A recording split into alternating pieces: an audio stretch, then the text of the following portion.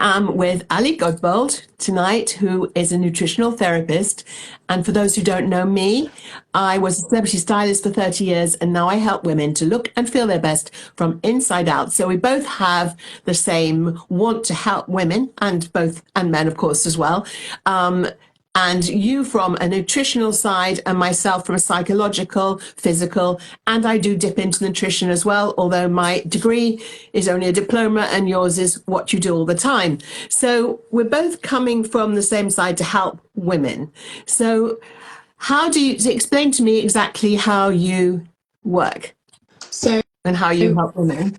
My work's quite varied. I do lots of different things. I see men and women for one-to-one consultations, but I'm doing less of that now. I do a lot more corporate talks, and I work on fitness retreats. And it just so happens that the fitness retreats I work on, the demographic is mid-aged women primarily, and some men come along too. So I help women with their diet to try and achieve optimal health, to improve their health by looking at what they're eating. And sometimes we look at, we do some testing, and we might recommend some supplements as well. So we're both helping women predominantly midlife and beyond. Yes.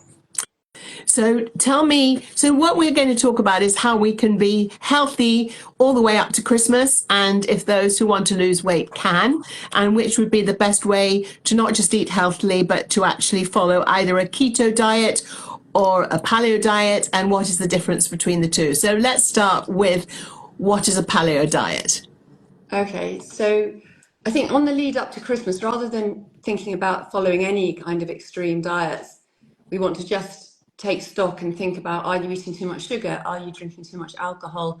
Are you eating processed foods, ultra processed foods? Because if you can get those out of the diet, that's amazing already, and that will make a lot of difference.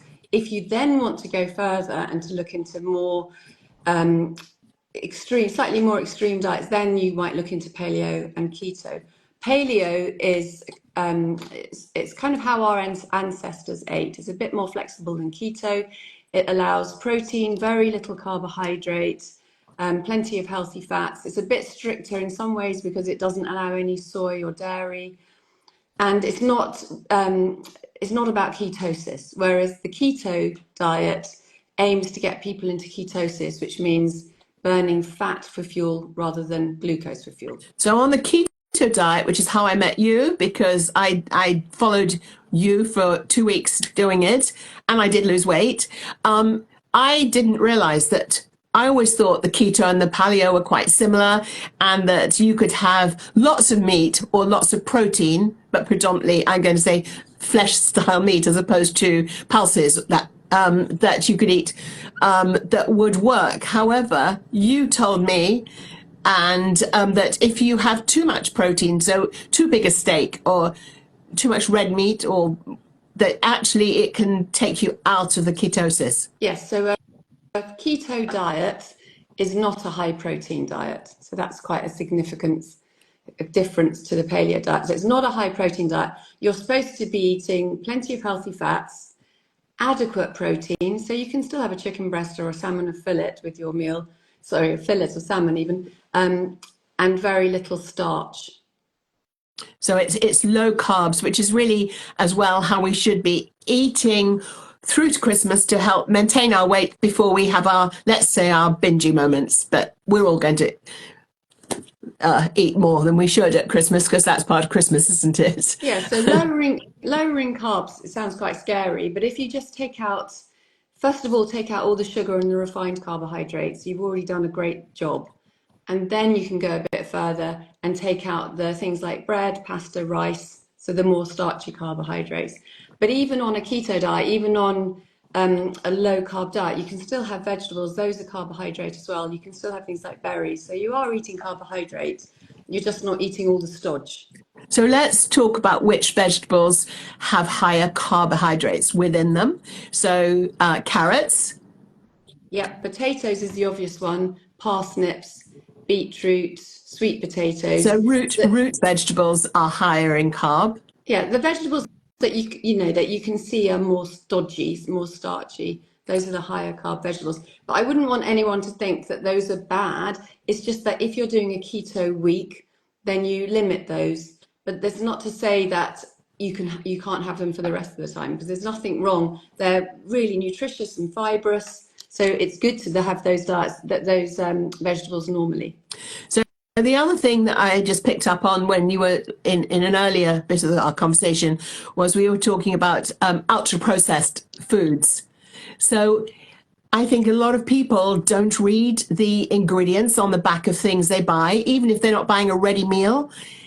It is actually shocking when you actually properly read the ingredients, even of a mayonnaise. So firstly, the first thing that I find that is really bad is in everything is rapeseed oil, which I know is particularly inflammatory. Would you agree? I think what you have to worry about more would be all the additives, like the preservatives and the E numbers and the fillers and the binders and things like that. Oh, I was And just starting off with the rapeseed. That was my first one because that was but out that's of probably all the oils. that's probably the least thing to worry about compared to some of the other things that you get in the processed foods. I mean, even if you went on a keto diet, you could be misled and you could start buying keto foods that are highly processed. So that's why I said at the beginning, that's the main thing to avoid is those ultra processed foods But with it's a whole about list of reading ingredients. but it's about reading the back of the packets because I Yes. don't think most people do. So, firstly, when you read the back of a packet, I think a lot of people may not know that, which I didn't know till a while ago, that when you read the back of the packet, say you're having a dark chocolate, the ingredients are listed in order of how much of the ingredient is in the, let's say, hypothetically, chocolate. So you may think you're buying a really healthy dark chocolate. Let's say it's a 70% one. But if its first ingredient is sugar, it's really not a great chocolate, even though it's a dark chocolate. Oh, It needs to be lower down on the ingredient list. if it's a 70% chocolate, it won't have a whole lot of sugar. So just because it's a 70% chocolate, it's going to have less sugar than a 64% or a 50 or a 40 or whatever. But you're right, it is in the order. So as a general rule, when you're looking at a packet, if sugar comes near the top, then it's to be avoided. So I was So, doing a talk this week on yeah. sugar, and Lindt 85% chocolate. If you were to have a quarter of a bar of that, that's less than a teaspoon of sugar, compared to 3 quality streets, which is something like 4 Well, teaspoons of sugar. because So it does make sense to learn how to read those ingredients. And if the you look at the carbohydrate, it says what part of that is sugars. And the rule of thumb is 4 grams is 1 teaspoon. So anything that you have a portion of, if you had a can of Coke, for example, that's got about 40 grams of sugar in it, which is like 10 teaspoons of sugar. And we're advised not to have any more than 6 teaspoons of added sugar a day. So you've double and beyond that when you have a can of Coke. And and that's the worrying thing. That's why that's more important to look at is your sugar content and the ingredients on a processed food. That's more important than worrying about whether we should be keto or paleo at this stage. So that's the first thing to do on the lead up to Christmas is to get rid of all of that. so the other thing I learnt, and tell me if you agree with this, I didn't learn this from you, I learned it from someone else, that when you have any of the sugars that aren't real sugars, so a sugar, what do you call it, when you put one of the Sweetener. fake sugars, a sweetener, exactly. When you put a sweetener, your body is still reacting in the same way as it would to a sugar, that it goes, sugar coming in. Yes, so some studies are now showing that insulin is still released when you have an artificial sweetener, but also to worry about is that it negatively affects your gut microbes. So artificial sweeteners reduce the numbers and the diversity of microbes in your gut. So actually, it's better to have real sugar than fake sugar, but you obviously should be cutting down sugar altogether. So we're just talking about the gut microbiome here. So I was saying, when we were talking earlier, I said, so the understanding is that when you have a plate of food, really ideally you should have one, let's call it a palmful like this, a small palmful of protein, with a meat, and if you're going to have a meat or a fish or a chicken, and then you have your 2/3 vegetables. And then I added to that if you have irritable bowel or IBS, if you're having too much of the vegetables that are cruciferous or broccolis or things like that, which can trigger you might fare better not having so much vegetables. But then you said your gut microbiome actually needs the roughage.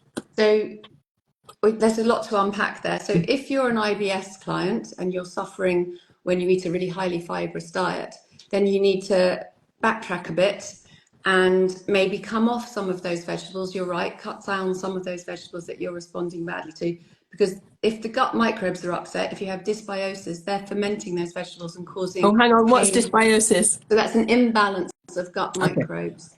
So sometimes that means they're the right ones, but they're in the wrong place. So it's not always good and bad. So it is quite complicated. So if you have an overgrowth of bacteria in your small intestine, for example, then it can ferment those lovely healthy foods like leeks and garlic and onion. And for some people with IBS, it makes them feel really uncomfortable and they can feel bloated or they have diarrhea and constipation.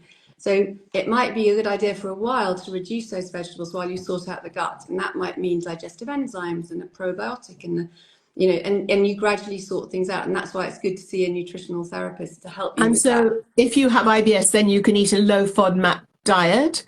So I know what a low FODMAP diet is, but do you want to just explain a low FODMAP diet to It's a anyone short who's... term. It's a short term diet that avoids the fermentable carbohydrates, and that includes some of those vegetables that I mentioned, like leeks and onions and all those that, and garlic, that can be really quite, cause quite severe symptoms for some people.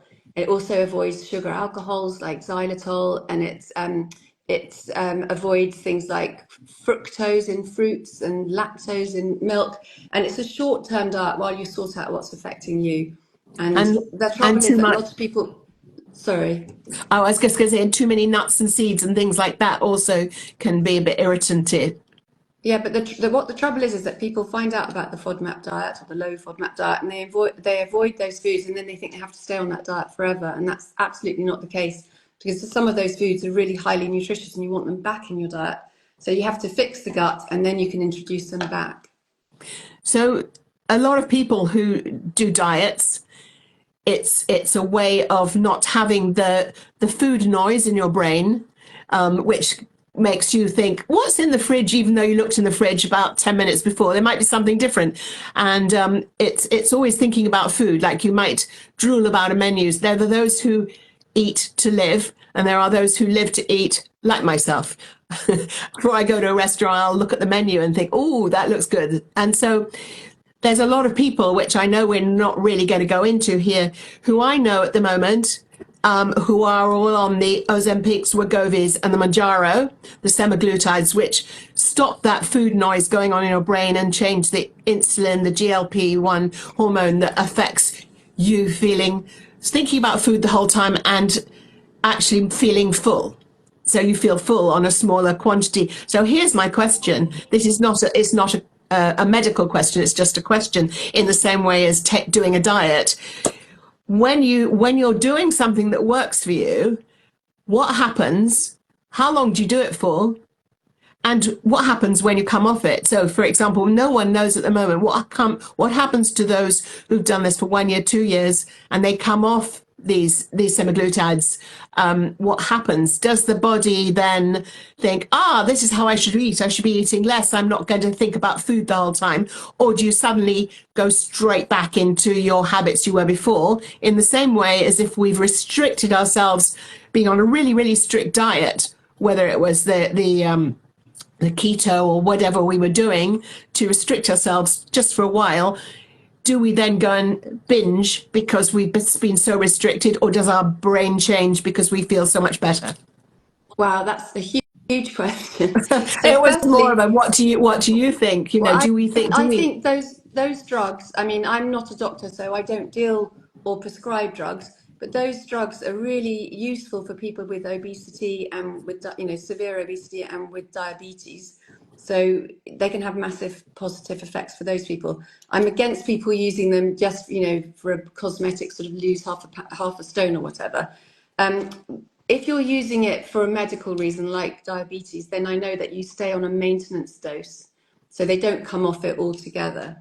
So that isn't going to be an issue. But Indefinitely. I think they do. If it's for a medical condition, then I think pretty sure they do stay on it indefinitely. But I'm not a doctor, so I can't really No. comment on that.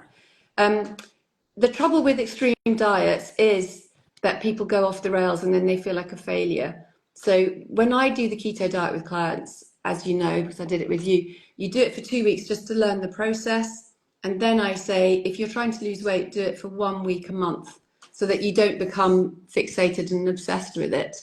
And I think it does switch off the kind of the constant foraging for food and that kind of mental, like, oh, what's in the fridge. I think it does turn that off from what I've heard from clients this year, because you're eating quite a lot of healthy fats.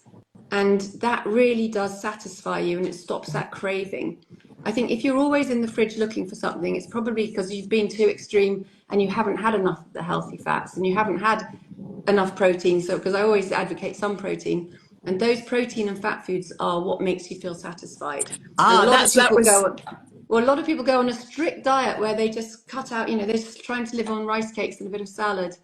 And that's never going to doesn't work. work. It's way too extreme. And the other thing that doesn't work is that when people believe that buying a low fat food is better for them than a full fat, it isn't, because the low fat firstly has a whole lot of extra things that have bulked it out in some way, so artificial ingredients or ultra processed things, and also on the low fat does not keep you feeling full. So the fuller fat foods keep you feeling fuller longer. Yeah, always go full fat. You're right, because the low fat, it's just, we've been brainwashed since the sort of 50s. I think fat became a bad word, didn't it? And our mums definitely avoided it, and everything was low fat. And unfortunately, that's still the case in the supermarket. You'll still see lots of low fat options, like you say, they've got nasty additives and So things many. added to them. And also all the, I won't name names, but all the diet brands, the ones that people go and pay to belong, they all make loads of money because the diets don't work, because the historically haven't worked, and what the diets haven't historically worked, which because the people then fall off the rails because it's so restricted, or they were eating low fat diets. So even the diet companies have changed how they work with their clients who are paying to go to their weekly meetings, and also talking about intermittent fasting. That is the other thing that really works. So should we talk about that for a minute?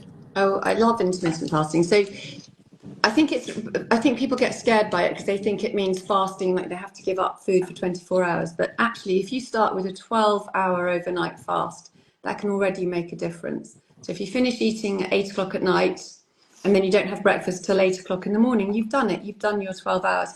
And that means nothing. So often people will cheat and have a cup of tea with milk in, or last thing at night they'll have something nibbly before they go to sleep. But you have to really have nothing except for water or herbal tea within that fast.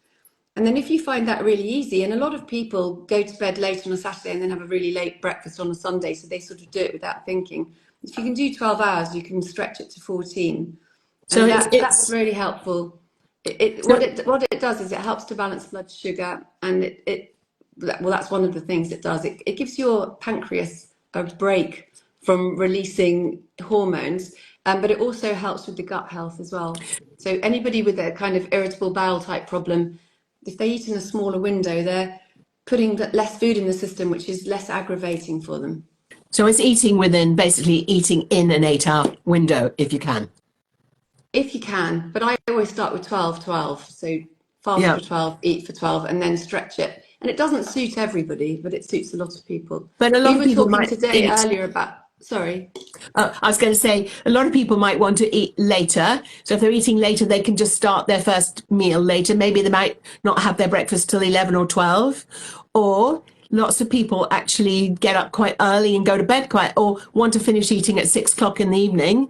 I think that's And the best then, way. If you can do that, if you can finish eating earlier, especially women of a certain age like us, if we can finish eating by 6, that's ideal. And you have the whole evening then to digest your food before you try and go to sleep. And then you can wake up the next day and have breakfast, which is great, instead of waiting and waiting and waiting. I know some people wait until sort of 12 o'clock, which I would find quite hard. and alcohol. So when we were doing the keto, I asked you, or I think you might have told me, which were the least calorific, least ones with sugar, least alcohols which were, if you were going to drink alcohol, which were the ones that were the better ones for you. So So, when we're doing keto, we're looking at the grams of carbohydrate in a drink rather than anything to do with calories. So wine, especially champagne, has got the lowest carbohydrate content. I think it's got, from memory, a normal sized glass of champagne's got 2 grams of carbohydrate. And if you're going on a fairly strict keto diet, and you probably don't want to have more than about 20 grams of carbohydrate a day, that hasn't made much of an indent into your allowance. So having said that, I'm not saying that everyone should just go ahead and drink champagne every day. We were saying as a treat, that would be your better option. And spirits don't have any carbs in them. So if you had a neat vodka. spirit, yeah, and if you had vodka with soda, I think that was what you were saying you I quite think like. it's called a skinny bitch for obvious reasons. I think it's a So it's skinny a cow, vodka. not a bitch. Oh, is it? But I thought it was a skinny bitch. so if you have that, then that hasn't got any carbohydrate in it. But I'm not So, saying go ahead and just go crazy on the vodka.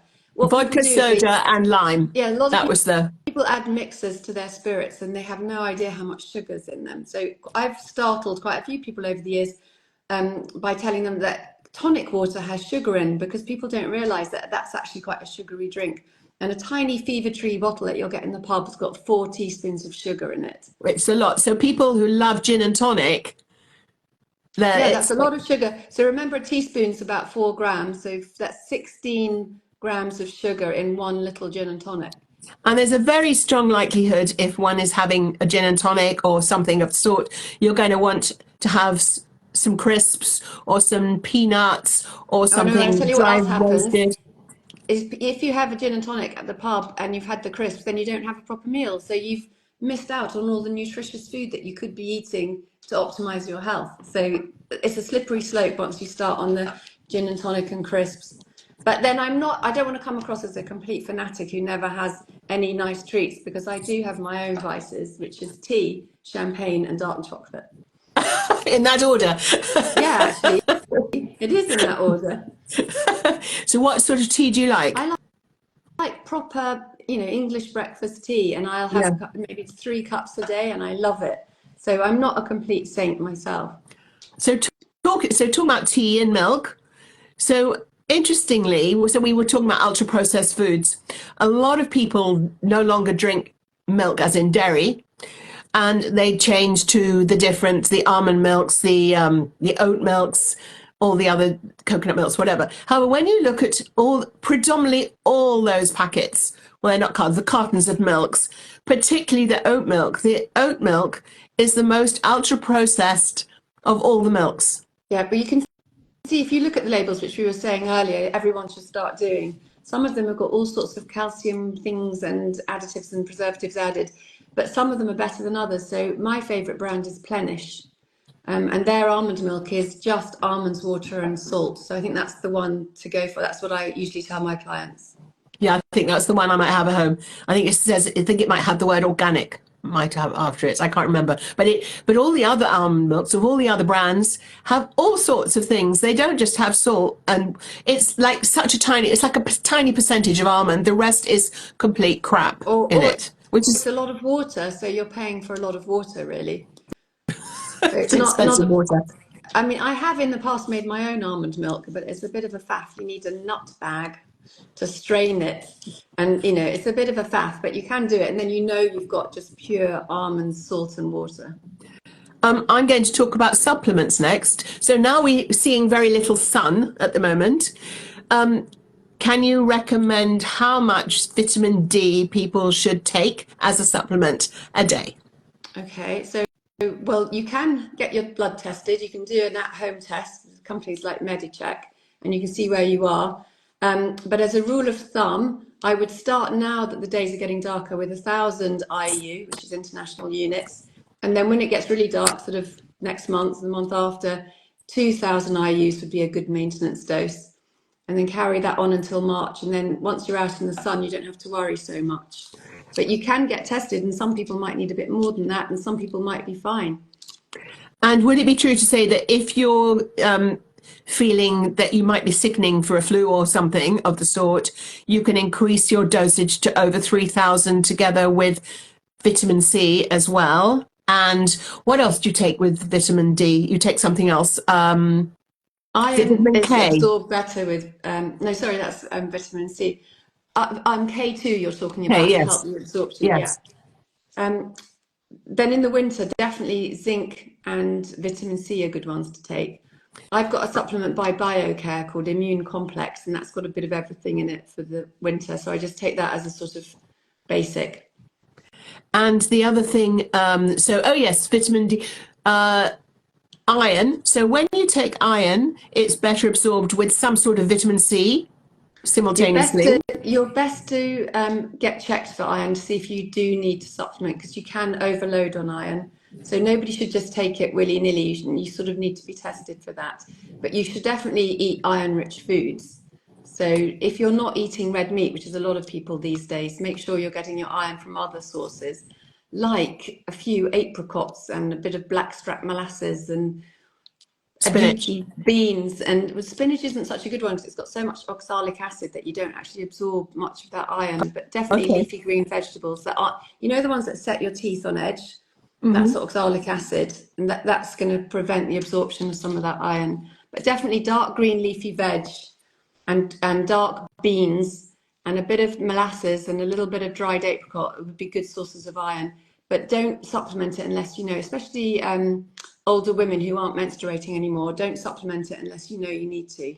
So unless you've been tested and know that you're iron deficient. Yeah. And is it also true, say, if you are taking iron, to not have coffee within half an hour before or after? Oh yeah, I hate those rules because I never stick to them myself. You shouldn't really have coffee or tea with your supplements because they will slightly reduce the absorption. And you should take most supplements with food, because the protein that you're eating will help to carry those nutrients across the digestive lining into the bloodstream. So we've sort of worked through all the different dietary things we can do to try and be healthy towards Christmas. So what would be your main tip to close up with that you want to leave people as their thoughts to go away with? Okay, so to be more positive, and instead of just talking about things that we shouldn't have, things that we should have is a much greater variety of plant foods. So make sure you've got a number of different vegetables on your plate at every meal. Colourful. Colourful, and have a savoury breakfast rather than a sweet breakfast. So if you can get tomatoes, mushrooms, spinach, avocado in at breakfast, that's a really good start to the day. So go savoury rather than sweet. Oh, And increase the I'm going, I've just thought of something while you're on the breakfast thing. Yeah. So many people might just have a carby thing at breakfast or a piece of fruit. So I know that if you want to have a piece of fruit, if you have something that's a protein with it. So if you're going to have an apple, then you have some nuts with it, or something that takes the sugar, that balances the sugar. I'm not wording it right, am I? No, that's right. To improve sugar balance, it's always better if when you have fruit, you have some protein with it and some healthy fats. So if you are having a Greek yogurt, just plain Greek yogurt, and you put loads of berries in that, that's a good way to have your fruit, because you've got the yogurt there, maybe put some nuts in as well. And then they've counteracted the effect on the blood sugar. But I would say that's fine a couple of times a week. But the other 5 days a week, have a savoury breakfast. Try and get eggs in, salmon, avocado, and all the vegetables, like I said. And then the rest of the day to have and if you're going to have a snack, what would you suggest to having your 11s and your tea time snacks before? Well, I'd say make sure you eat a proper meal at breakfast, lunch, and dinner, so that you don't need snacks, because I'm actually quite anti-snacking. But if you're having a long stretch between lunch and dinner, let's say, then yes, definitely snack, because you're going to be hungry about 4 o'clock. And then have a protein-based snack. So don't just go for pan au raisin. That would be delicious, but not ideal. Go for something like a couple of oat cakes with some peanut butter, or a handful of nuts with a piece of fruit. And what happens to people that say they just didn't get a chance all day to eat anything, and suddenly they get to 7 o'clock at night, and all they've had all day is maybe some coffees and teas and a biscuit, nothing else. So that isn't fasting. That's just going without. There's a difference there. So what Yes. happens then? I mean, that is not a good way to live, even though you think, oh, you might have felt like you've done a whole fast day. It isn't really that, is it? No, because especially if you fueled yourself with coffee, that's not ideal. So I would say if what you want to know what to have at 7 o'clock. If people have waited all day, because they're going to be really hungry by then. Well, first of all, don't do that because I'm not advocating that at all. That's like No, you I'm just said. saying sometimes people have, But if it's you have, happened. if it's happened that you've been super busy and you haven't eaten, then you're going to be starving. And the temptation is to put some toast in and eat loads of crackers and crisps and things like that. So try to avoid that. Maybe have a few nuts while you're cooking, but cook something quickly, like a stir fry. And I use those brown vermicelli, brown rice noodles. They're 3 minutes. So the other day I got back from a long drive from Deal to Somerset, and I just soaked some of those noodles in boiling water, put a fillet of salmon in the air fryer, which took 10 minutes, and did a big salad with a lovely oily dressing. And that was delicious. And it was ready in 10 minutes. Your recipes that you do are delicious. I have to say, I did go all my way through them. They were really And good. they're easy because I never want to do anything that keeps me in the kitchen for more than half an hour. Yeah, we don't have time. We both work. You've got a family. My family grown up, but we're busy the whole time. Oh, and keeping full longer was another thing I learned from you. So I had always learned myself because I help other women that it's not a good idea to start the day on a coffee. You need your own cortisol to start. You need your own adrenaline, whatever you like to call it, to kickstart yourself. You don't want the coffee to be kickstarting it. However, you suggested that if you have something called MCT oil, a teaspoon or whatever into your coffee, it will change how the coffee reacts to your body It and won't have doesn't such really an change the effect. coffee. What the MCT oil is medium chain triglyceride derived from coconut oil. And what it does is it fills you up and you're able to utilize the fats from that oil very quickly. It's very rapidly taken into the liver and used for energy. So it extends your overnight fast. And not everybody likes doing that with coffee. Some people would put that into a green tea or a black tea. So that MCT trick is not really about having coffee and coffee benefiting you. It's about extending the overnight fast. So it will stop the coffee having such an effect on your adrenaline It, or your pulse effects well, of it. it won't upset your blood sugar because you're going to be using the MCT oil for fuel. That's what I meant. I Yeah. was using the wrong wording. This is why you're the nutritionist and I help But people look and feel good. But it doesn't, that MCT oil in coffee doesn't suit everybody. I think it worked for about 60% of the people on the keto courses, but some people, Oh, why they still, doesn't they it? don't, well, I just think a lot of people don't respond. It's genetically, we're all different, and some people just can't metabolize coffee. So it's not a good idea if you don't drink coffee to suddenly introduce it. And also, Oh, for a lot of people, it causes diarrhea because they're not used to the effect of coffee, which can be quite laxative for people. So it's not, I wouldn't suddenly say have MCT coffee if you've never had it before. But if you are a coffee drinker, it just helps to extend the overnight fast. so if you are, you don't need to be doing the keto diet to be having the MCT. You can be just eating normally, healthily, and still add it to your coffee to feel fuller for longer, to get you Yes. through a longer part of the morning till you wait to lunch. Unlike me working in the kitchen, I won't go to the fridge, keep on looking what's in there before Yeah, it no, gets to have an lunchtime. MCT coffee because it fills you and then you stop feeling hungry. It definitely works.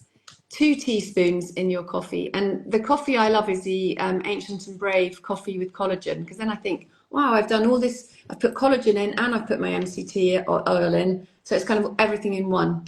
Hang on, And it's wind quite back a mild again. coffee. The ancient, this coffee you're talking about, is it a separate? The Ancient and Brave has collagen. It's a collagen supplement which you put into your No, coffee. no, no. It's already all in.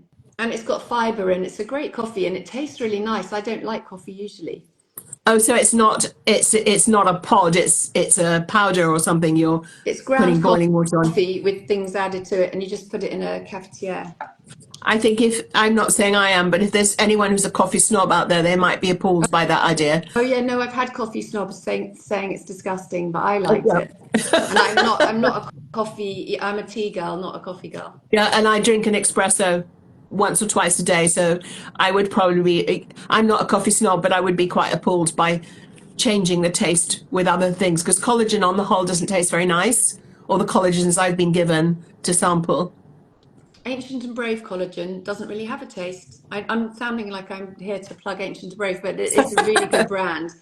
And I put, just as an experiment today, I put a collagen sachet into my Earl Grey tea, and I couldn't taste it. Really? Or Yeah, maybe I've I had think been the Earl given Grey different powders to flavour try. masked it. So, yeah, so try a few different brands because they're, they all taste slightly different or don't taste. So I think we've covered quite a lot here. If there's anything else you'd like to add. And we've still got half an hour before the Bake Off that I'm keeping my eye on the time for. No, I think we've covered everything we were going to cover. Lovely to speak to you, and I hope that anyone who's been watching has gained and they can watch it on catch up because although it was from your stream, you will save it so that it can be on both our feeds to watch back. Perfect. All right. Thank you so Thanks, much. Ali. Have a good Bye. evening. You Bye. too.